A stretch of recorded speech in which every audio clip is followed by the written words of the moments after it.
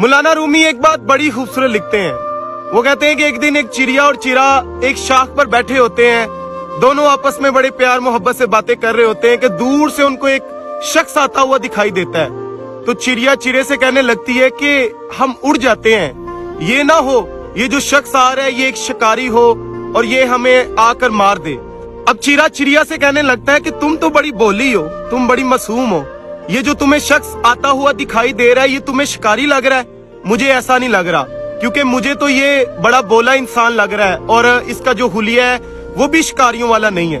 अब दोनों अपनी बातों में मगन हो जाते हैं। इतने में वो शिकारी उसी दरख्त के साये के नीचे आके आराम करने लग जाता है।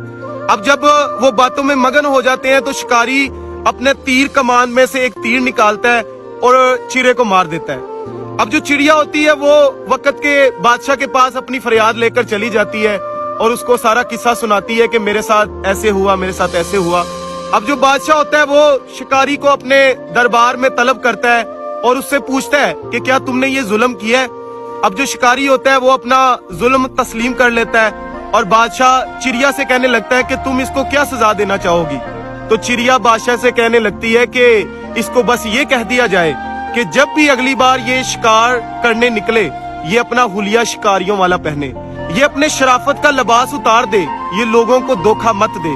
तो मौलाना रूमी की इस दलील से हमें यही समझ आती है कि हमारे इर्द गिर्द भी बहुत सारे ऐसे लोग हैं जिन पर हम अंधा यकीन करते हैं, हम उन पर बड़ा भरोसा करते हैं, लेकिन आखिर पर वही आस्तीन का सांप निकल कर हमें डस देते हैं, वही हमें धोखा दे देते हैं, हमारा मान तोड़ देते हैं। बहुत सारे ऐसे लोग हैं जो कि ज़ाहिरी तौर पर हमारे साथ बड़ा अच्छा होते हैं, बड़ा हुस्ने सलूक करते हैं, लेकिन आखिर पर जब वो शराफत का लिबास उतारते हैं तो हमें वही लोग हर्ट करते हैं, हमें दुख देते हैं।